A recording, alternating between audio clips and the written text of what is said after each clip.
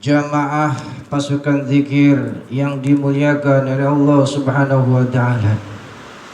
Pada pertemuan yang ke-119 ini, insyaallah kita akan sama-sama ketahui hikmah ke-47 dari kitab Al-Hikam karya Ibnu Athaillah As-Sakandari. Di nomor 33 baris 9 dari bawah, beliau menulis Bismillahirrahmanirrahim. La tata'adda, janganlah engkau melampaui niyata himmatika, dengan niat cita-citamu, dengan niat keinginan, dengan niat hal yang terpentingmu di dalam hidup, ila ghairihi, sandarkan kepada selain Allah Subhanahu wa taala. Maka ketahuilah wal karimu, Allah Subhanahu wa taala yang maha mulia, la tatakhatahu, tidak bisa dilampaui al amalu, oleh harapan, oleh angan-angan selain Allah Subhanahu wa taala. Hadirin jamaah pasukan zikir yang dimuliakan oleh Allah Subhanahu wa taala. Sebelum panjang lebar, insyaallah kita singgung dulu dengan suasana yang pada saat ini mungkin kita akan merayakannya, yaitu Hari Kemerdekaan Negara Republik Indonesia.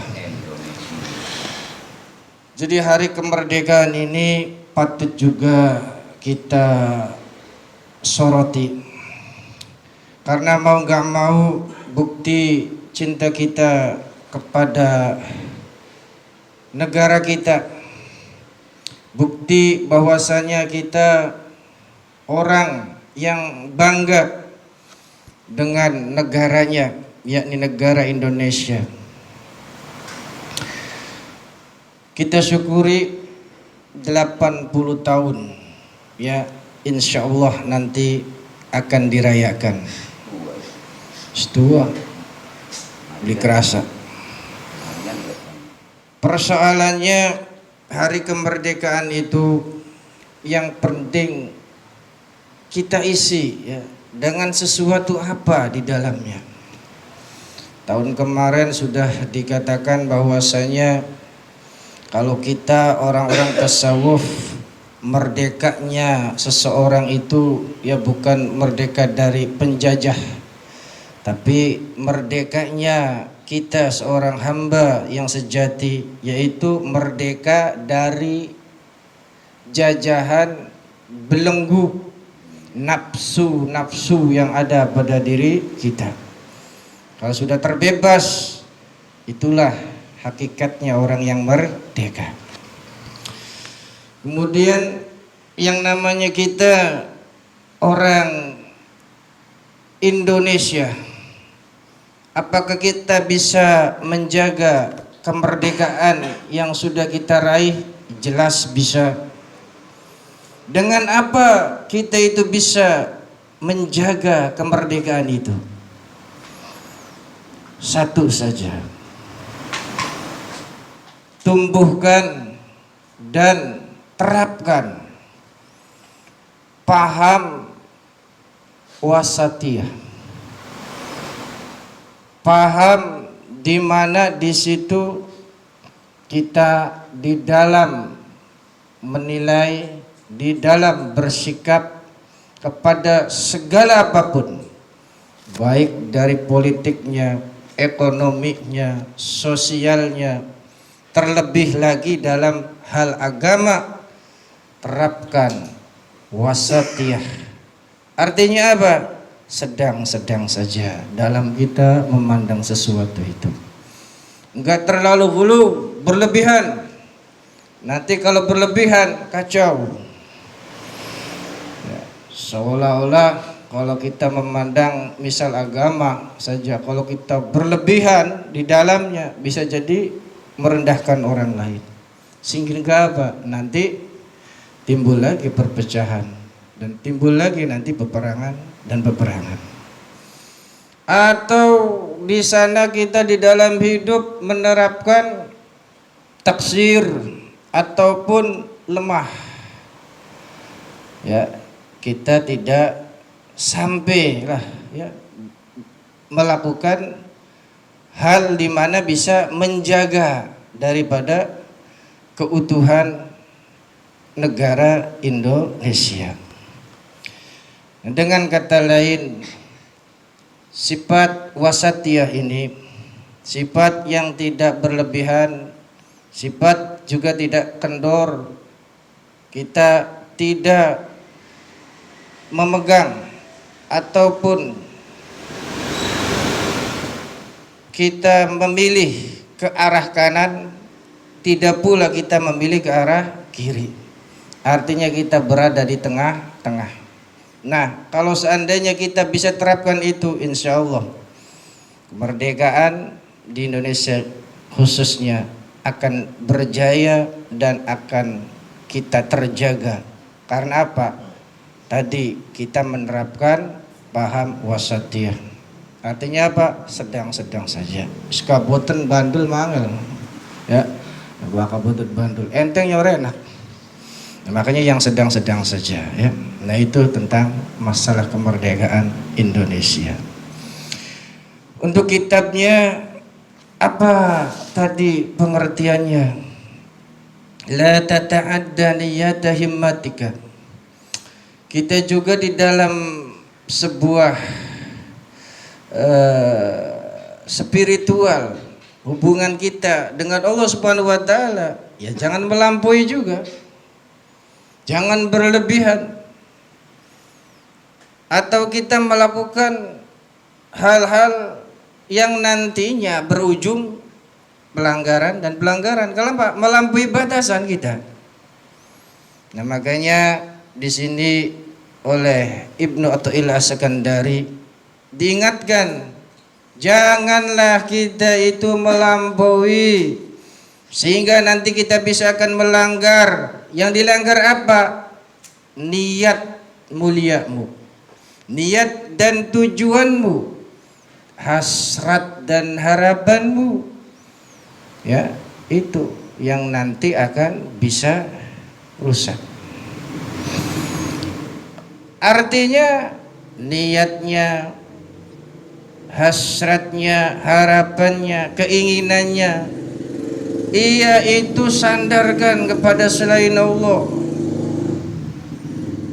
Maka kata Ibnu Athaillah As-Sakandari, Tuhan yang Maha Pemurah itu tidak dapat dibandingkan, tidak dapat ditutup, tidak dapat dilampaui oleh sesuatu cita-cita, angan-angan seorang hamba, harapan seorang hamba.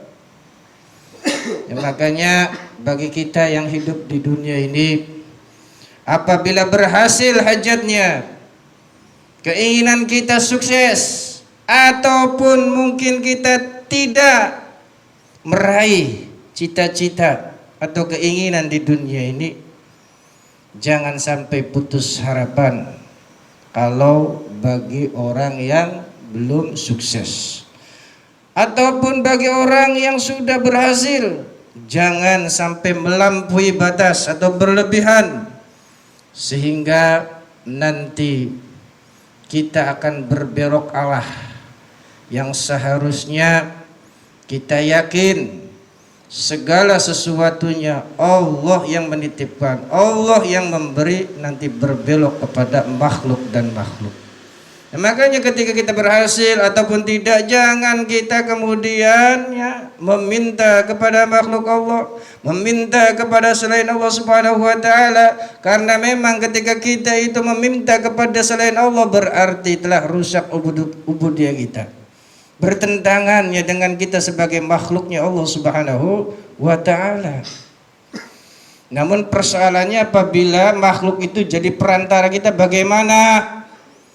pergi ke kiai, pergi ke habib, pergi ke ya makhluk, sampai orang pinter katanya ya.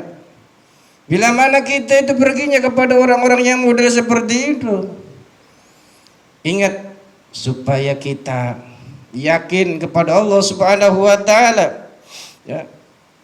Jadi mantapkan ya di dalam hati kita, pandang segala apa yang sudah kita raih tadi bukan kepada makhluknya, bukan kepada orangnya, tapi kepada Allah Subhanahu wa taala yang telah memberi. Nah, kalau seandainya model seperti itu masihlah bisa dikasih ya, boleh di dalam permintaan seperti itu. Cuma rata-rata kadang-kadang orang-orang itu ya melihatnya bukan kepada Allah. Ketika di sana sukses karena si Habib itu, ya dianggap Habibnya yang hebat. Kalau seandainya penyakitnya itu sembuh, ya karena apa? Orang pinter itu yang telah menyembuhkan. Padahal apa? Tidak bisa. Nah, makanya malam hari ini kita harus ya tahu dan nanti akan lebih yakin lagi kepada Allah Subhanahu wa taala. Nah, kalau kita menjadi hamba yang sejati, perasaan orang-orang yang hamba sejati itu mempunyai hati yang luhur dan bijaksana, enggan untuk apa? Membuka, enggan untuk meminta kebutuhan-kebutuhan kepada orang yang tidak dermawan di dunia ini. Pertanyaannya, apakah ada orang yang dermawan di dunia ini? Menurut orang tasawuf, di dunia ini tidak ada yang dermawan kecuali Allah Subhanahu wa taala. Al-Karim, Allah yang maha mulia. Al-Karim, Allah yang maha pemurah. Nah, makanya di sini akan disinggung tentang Allah Subhanahu wa taala yang maha karim, yang maha mulia, yang maha pemurah. Coba kita cek, apakah ada orang yang dermawan di dunia ini? Menurut Syekh Junaidi, orang pemurah, sebut Al-Karim, orang yang dermawan tadi akan memberikan kebutuhan seseorang sebelum diminta. Sedangkan kalau di dunia ada enggak? Sebelum diminta kita sudah dikasih. Rata-rata ya kita minta, dan minta juga itu susah kadang-kadang biar kita dapatkan. Ya kan begitu ya. Nah, itu yang pertama menurut Syekh Junaidi. Apalagi apabila di situ ya definisi daripada dermawannya, ada yang mengatakan dermawan itu, pemurah itu tidak pernah mengecewakan harapan orang yang berharap. Jadi kalau di dunia ini ada yang seperti itu, ya kayaknya tidak ada. Hampir tidak ada. Kenapa? Ya bisa dicek. Pasti ketika kita itu bersentuhan dengan seseorang, walaupun dia katakan pemurah, pasti ujung-ujungnya ada kecewa dan kecewa. Iya. Kemarin malam Sabtu kemarin, kalau kita itu berharapnya kepada hamba, kepada manusia, kecewa kita. Seperti Pak Taufik, seperti Pak Erwan, ya. Nunggu lah kasing ditunggu. Iya. Merengut lah kasing diperenguti. Iya.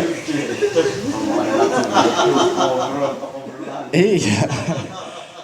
Makanya ketika kita itu berharap kepada makhluk, kecewa. Tapi kita kalau seandainya memandangnya kepada Allah Subhanahu wa taala, kita akan tersenyum saja.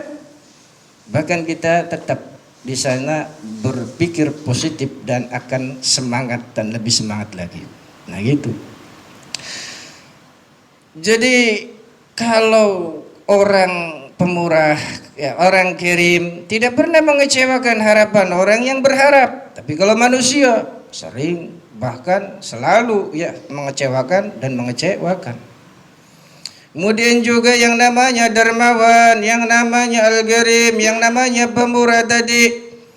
Kata keterangan kitab ini, dia itu mempunyai di dalam hidupnya sifat kuasa tapi berbarengan dengan maaf, ya, memaafkan. Selain berkuasa dia mudah memaafkan. Di dunia, di sini kayaknya susah juga ya. Kemudian juga bila berjanji selalu menepati. Bila memberi, nah ini yang ketiga syaratnya, memuaskan daripada harapan orang yang berharap. Tidak peduli berapa banyak yang diberikan, ya pemberiannya kepada siapa saja ia beri. Nah itulah yang namanya pemurah atau al-karim. Makanya keistimewaan daripada sifat al-karimnya Allah Subhanahu wa taala yang ada di dalam sifat Asmaul Husna.